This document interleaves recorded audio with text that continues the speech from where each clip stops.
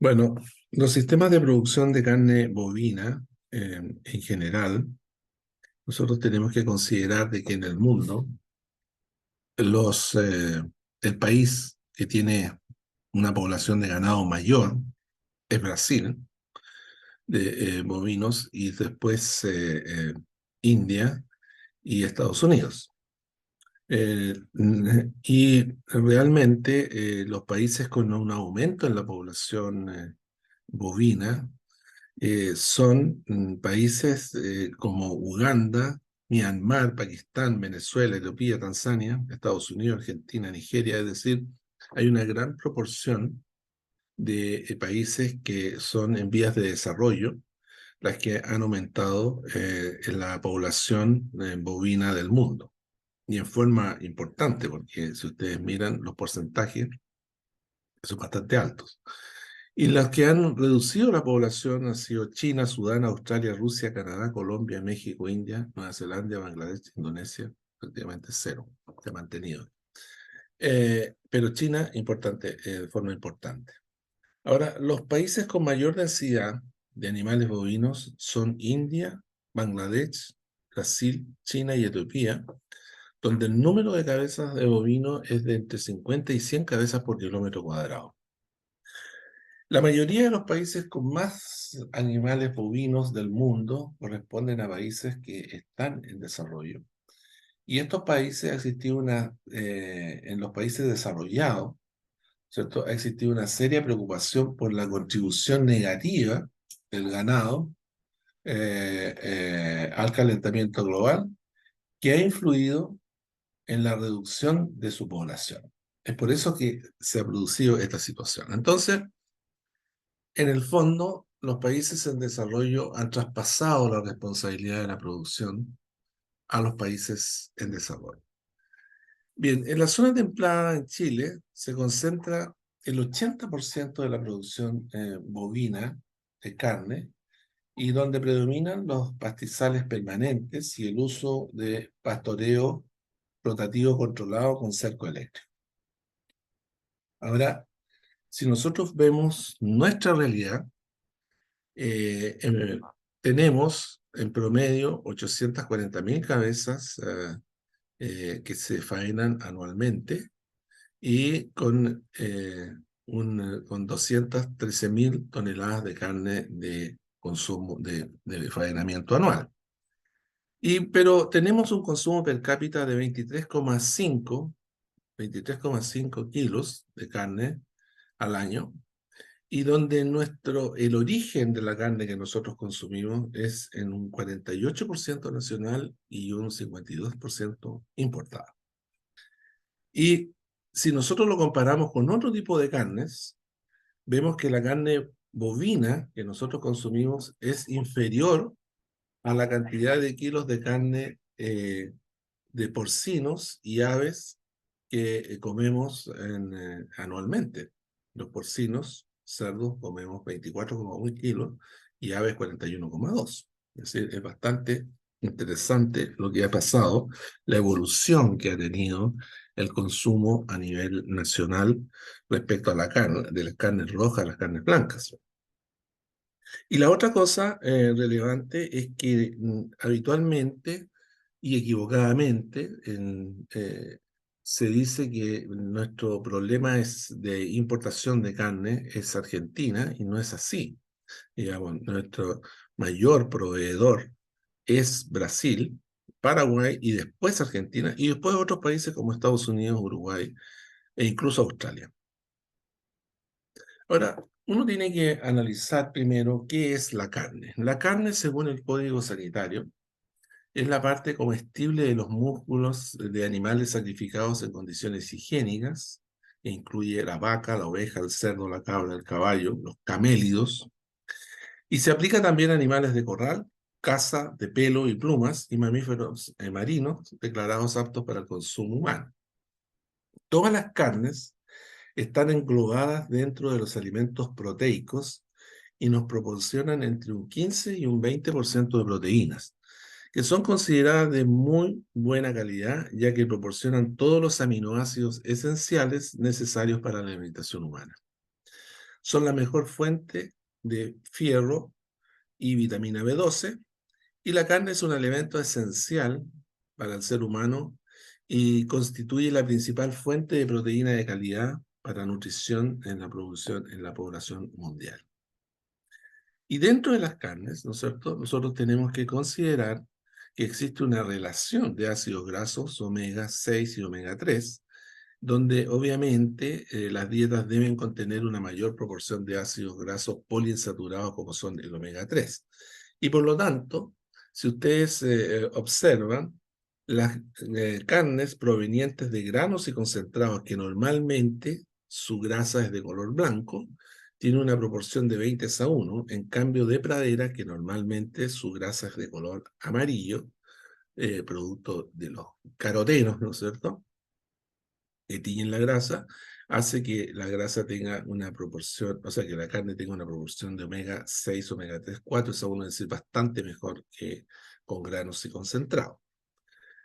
Y hay que considerar que con una mejor relación se van a prevenir las posibles afecciones cardíacas, la diabetes, los trastornos mentales y el cáncer. Ahora, ¿cuál es la unidad de medición en producción de carne?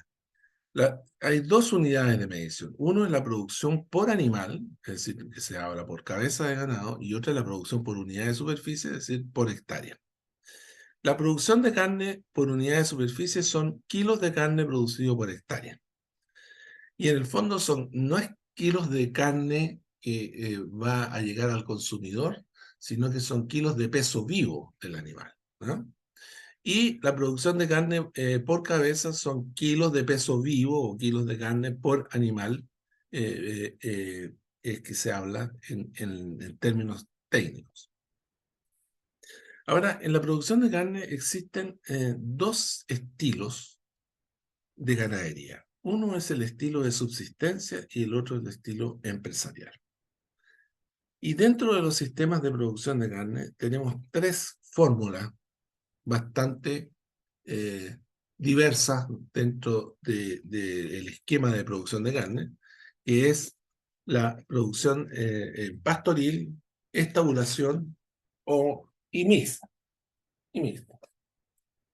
Bien, los sistemas de producción pastoril, que esto en la fotografía vemos dos esquemas, uno muy intensivo y otro un poquito más extensivo. Aquí tenemos los sistemas de producción mixto, que mezclan, ¿no es cierto?, la producción de pradera en la crianza y la engorda la terminan estabulado.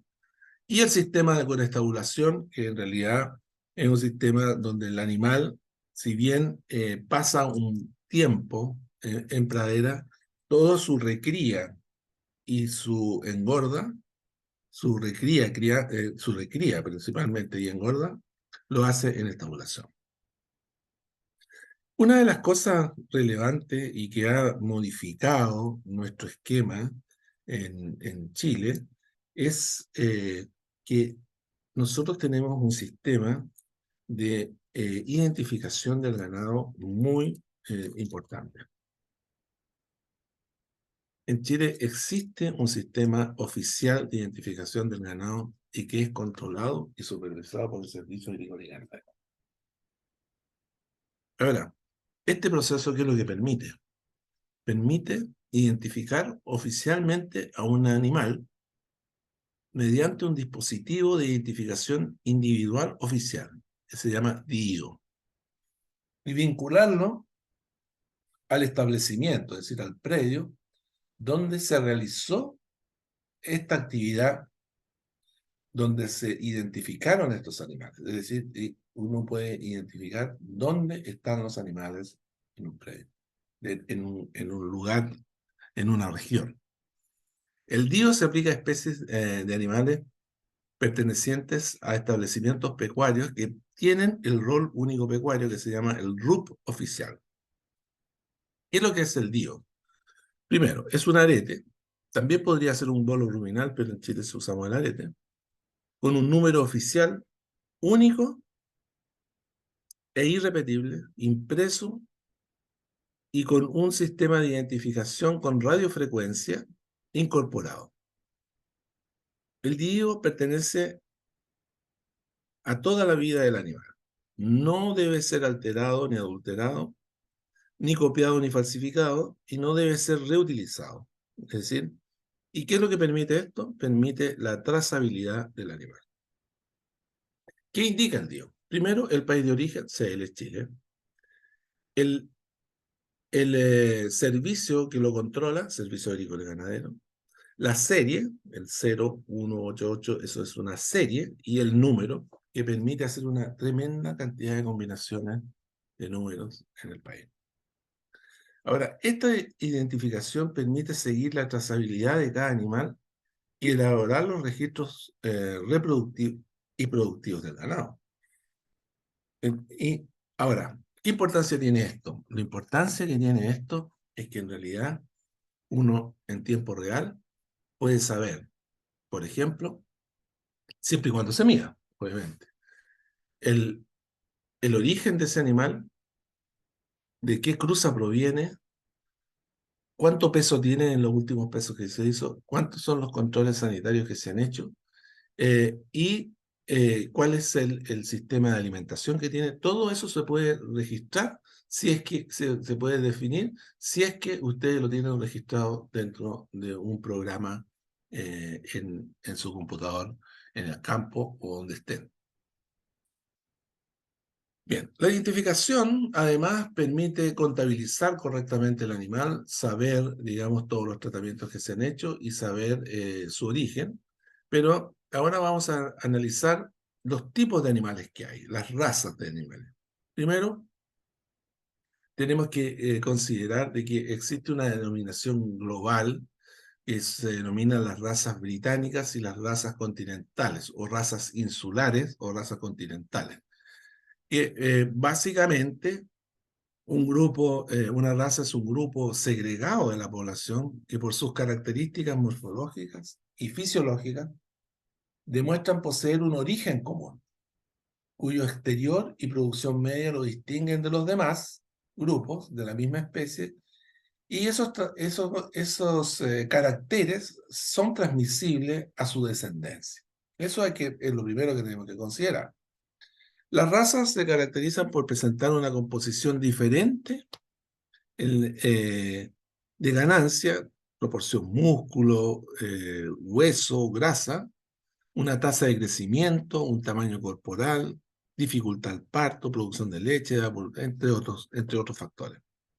Ahora, la clasificación de las razas, como ya les decía, existen las razas de carne británicas o insulares, las razas de carne continentales, y también existen cosas que son menos conocidas por nosotros, las razas de carne cebú, cebuinas, que son derivadas del cebú, y africanas.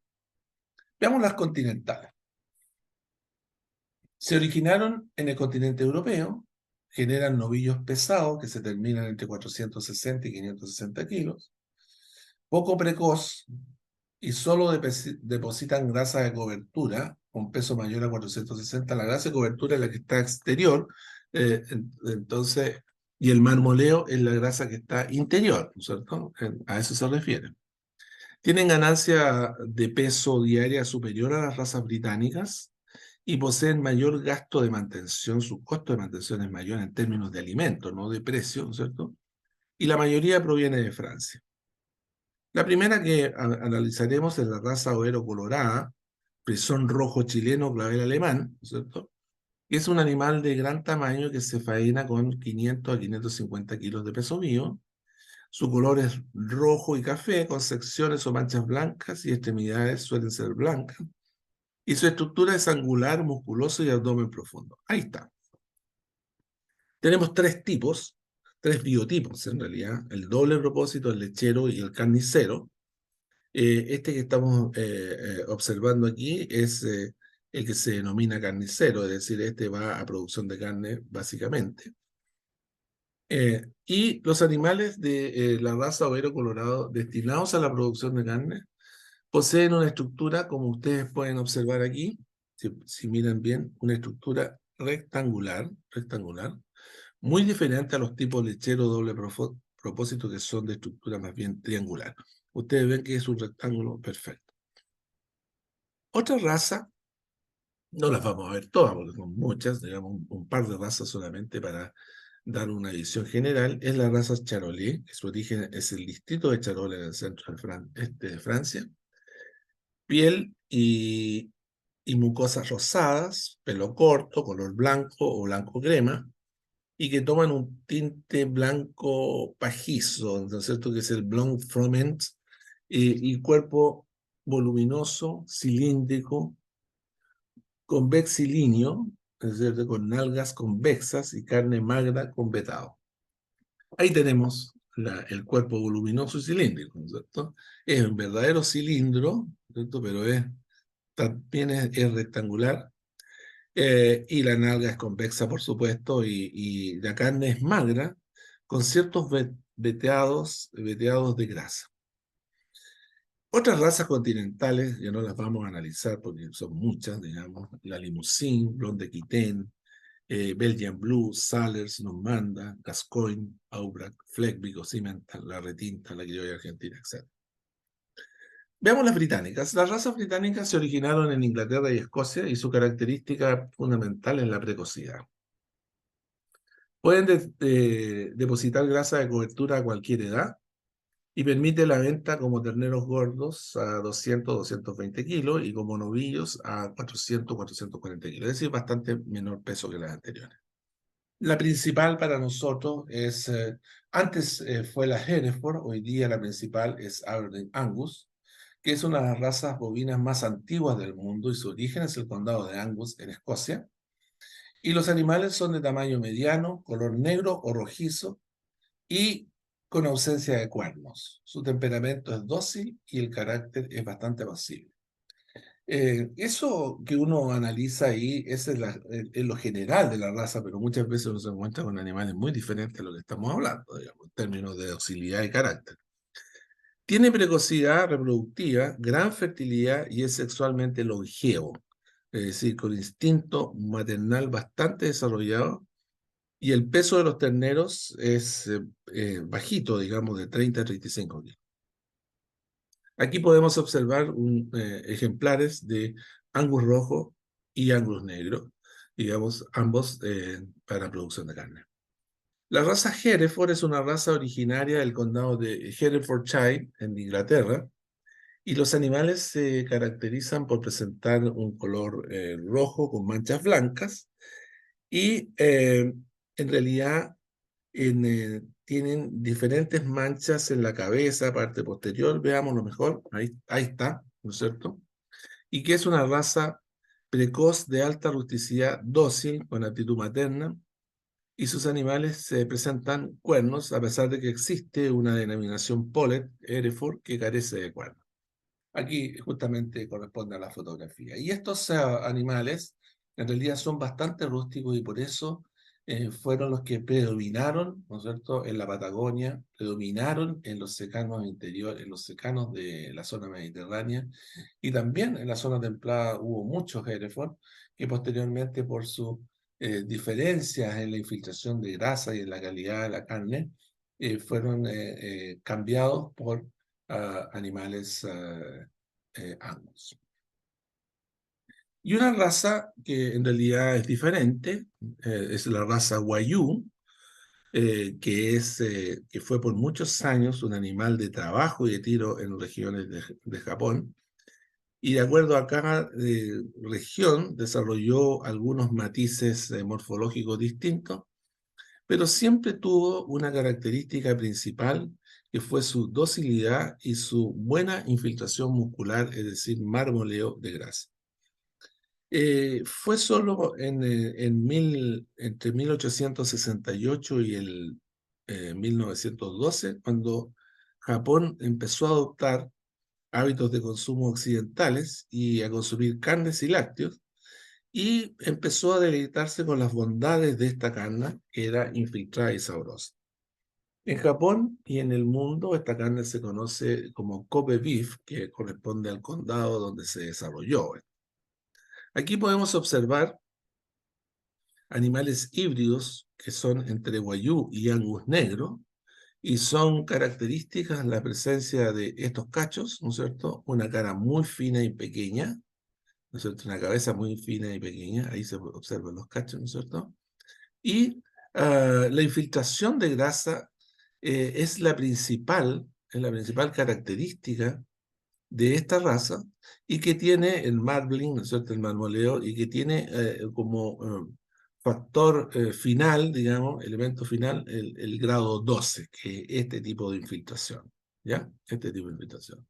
Ahora, esta carne, no es una carne que se consuma así como está aquí, con ese grosor, sino que se consume en láminas pequeñas, en láminas muy delgadas, muy finitas, como en un wok, ¿así?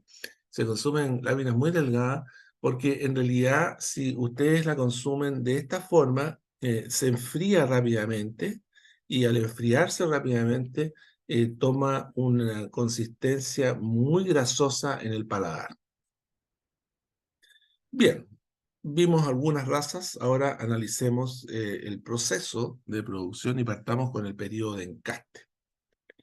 Las hembras, hay que tener claro de que las hembras bovinas son poliéstricas continuas, no estacionales como los bovinos, es decir, tienen ciclos estrales todo el año, y solo se interrumpen durante el periodo de preñez. Las vacas presentan ciclos cada 21 días, como ya lo habíamos dicho, en producción de leche, y los ciclos se dividen en proestro, estro, metaestro y diestro, y el ciclo está regulado por hormonas producidas por la hipófisis, como es la folículo estimulante y la luteinizante, ambas liberadas por el hipotálamo. Ahora, se denomina encaste al periodo en que los toros cruzan a las hembras para su preñez, y corresponde al primer paso para la obtención de una adecuada producción de terneros en un ciclo productivo de un rebaño de cría de bovinos de carne. La época de encaste está relacionada directamente con la disponibilidad de los alimentos, y en nuestra zona templada el periodo se limita a los meses de octubre a diciembre o octubre-noviembre, dependiendo del sistema, y la duración del encaste se ajusta normalmente a 60 días, con el objeto de concentrar las pariciones y tener la posibilidad de tener que el toro tenga la posibilidad de tener disponible 3 celos, ¿no es cierto?, de las vacas, porque eso es cada 21 días el celo, entonces puede tener 3 celos. Previo al encaste es fundamental hacer una revisión de los toros, principalmente en los aspectos de los órganos genitales, para descartar problemas y por ello aumentar la eficiencia reproductiva, pero también previo al encaste, en el caso de hacer inseminación artificial, es elegir el toro que uno quiere tener. Entonces, el encaste, hay que tener claro de que si se produce el encaste en noviembre, entre noviembre y diciembre, el encaste se desarrolla con la presencia de las crías, fecha en que va a estar las vacas, los toros y la cría de los animales, es decir, los terneros. Las vaquillas, en el caso de las vaquillas, se encastan entre los 12 y 14 meses de edad, con un mínimo de 280 kilos. En el caso de las razas continentales se llega a 320 kilos. Y para acelerar este proceso de mejoramiento genético del ganado, siempre es bueno iniciar con inseminación, inseminando las vaquillas con toros mejoradores de la raza, pero que sean toros, que lo que se denomina vaquilleros, digamos, toros que generen terneros pequeños, ¿ya? El periodo de gestación es de 284 días, y los animales en este periodo permanecen consumiendo praderas y suplementación, suplementados además con sales minerales, con el objetivo de corregir las deficiencias. Sobre todo, por ejemplo, en nuestra zona hay muchas deficiencias de calcio y magnesio, también selenio, y por lo tanto ahí se considera eso. En las etapas de ahora, cuando viene el periodo de partos, que va a ser, si es entre octubre y diciembre, va a ser entre julio y septiembre, el parto. Las etapas es el periodo de preparación, que tiene una duración de varios días, donde los animales presentan cambios evidentes en la ubre, en la vulva y en la secreción. en la secreción, y en esta etapa hay presencia, ¿no es cierto?, de este el rompimiento del tapón mucoso o Wharton, y que se inicia con una secreción de un moco espeso que indica que el parto está muy cercano. Después viene el proceso de dilatación y finalmente la acomodación del feto con sus miembros anteriores hacia la cavidad vaginal, y comienza el proceso de las contracciones. Bueno, la expulsión es la etapa que alcanza la máxima dilatación cervical, las contracciones se vuelven fuertes y el tiempo de un parto en una hembra primeriza es de más horas que en una hembra adulta. Finalmente el parto nace el ternero, y al cual la vaca inmediatamente, ¿no es cierto?, le hace un masaje y consume todo el exterior, ahí, como están observando ustedes, y la expulsión de las membranas fetales es un elemento relevante, y si a las 12 o 24 horas no se han expulsado en su totalidad, esto ya se denomina retención de placenta, indudablemente. Nunca se debe sacar con fuerza la placenta, sino que hay que facilitar su contracción de útero mediante fármacos o hormonas que permitan la salida de la misma. Ahora, un parto asistido, es decir, un parto, cuando hay un parto distóxico, hay una complicación en el parto, uno puede asistir al parto con elementos como este asistidor del parto, donde se detecta el problema, se ubican las cuerdas en las patas de los animales humanos, dependiendo de cómo venga el ternero, y se utiliza un extractor de ternero en la parte trasera de la vaca, a través de la parte trasera de la vaca, y ahí se inicia la extracción muy fácilmente, digamos, no es un proceso complejo y no es un proceso que necesite tampoco tanta fuerza, y se logra extraer el ternero a través de esta maquinita, que es muy fácil, muy simple. Y ahí la extracción total del ternero vivo y solucionado el problema. Ahora, cuando la situación no se detecta a tiempo, quizás a veces es necesario hacer una cesárea, pero la cesárea es un proceso ya quirúrgico mayor, y es preferible desarrollar este proceso antes de llegar a la cesárea. Y ahí el ternero y la vaca están en condiciones totalmente adecuadas y se inicia inmediatamente el proceso de identificación con el arete que mencionamos anteriormente. La crianza es un periodo en el que se desarrolla entre la aparición y el destete de los animales, y donde los animales van a consumir la leche materna y paralelamente van a estar consumiendo forraje, ya sea pasto directamente o algún forraje conservado en el caso de que no exista el pasto en forma directa. Es un tiempo de 4 a 6 meses y donde el ternero logra un peso que va, según la raza, entre 220 y 280 kilos de peso vivo. En forma excepcional, el peso del destete puede ser superior a 280, por ejemplo, en razas continentales como Charolais sí lo pueden ser, pero en otro tipo de razas, como por ejemplo la raza Wagyu, es habitual destetes de terneros más pequeños, de 180 kilos, incluso menores a 180 kilos. Para mejorar y para acelerar el proceso de incremento de peso de los animales que están en desarrollo, los terneros, es posible hacer un pastoreo preferencial o crib grazing, y este sistema, las terneros permanecen con sus madres y se alimentan de leche, pero forraje simultáneamente, pero donde este sistema privilegia el desarrollo del ternero a través de una adecuada alimentación. Es decir, este es un crib grazing, ¿no es cierto? Se coloca, aun cuando existe el cerco eléctrico es lo suficientemente alto para que pase el ternero, pero no para que pase la vaca. Entonces el ternero va floreando, lo que se llama, va floreando el buen pasto, la abundancia de pasto, y la vaca va comiendo en la pradera hasta el residuo que se decida dejar, y ahí se cambia hacia este potrero la vaca con sus terneros y se abre un nuevo potrero hacia allá para los terneros. También existe el crib feeding, que es dar un concentrado un concentrado especial al ternero, donde solo puede, y eso sea en terreno, donde solo puede ingresar el ternero y no la vaca, entonces eso permite generar un aumento de peso más rápido a los animales. Corresponde a esta técnica alimentar siempre en forma diferenciada al ternero de la madre y donde uno logra acelerar el desarrollo del crecimiento y crecimiento del ternero. La recría ya está destetado a los animales y empieza el periodo de recría, y esta etapa corresponde al periodo entre el destete y el logro del peso entre 360 y 280 kilos de peso vivo.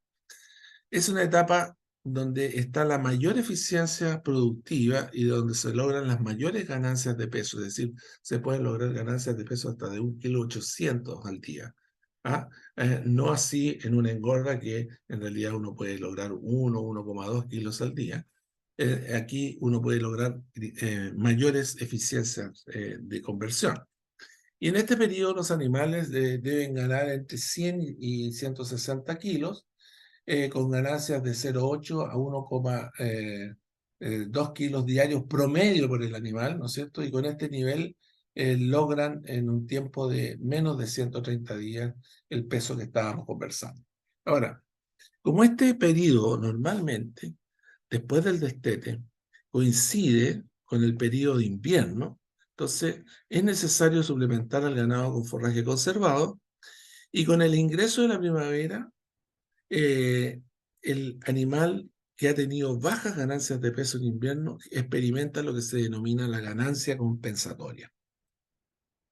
Aquí podemos observar la entrega de heno a animales de recría, y dentro de este proceso, previo a ingresar a la recría, es necesario o no es necesario, y eso va a depender exclusivamente del sistema, el proceso de castración de los animales machos.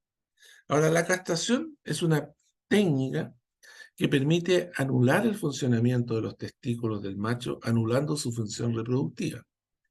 Y es considerada una técnica que incrementa la docilidad del ganado y facilita las labores de manejo del rebaño. No tiene que ver con la producción, sino que en realidad con docilidad y manejo del rebaño.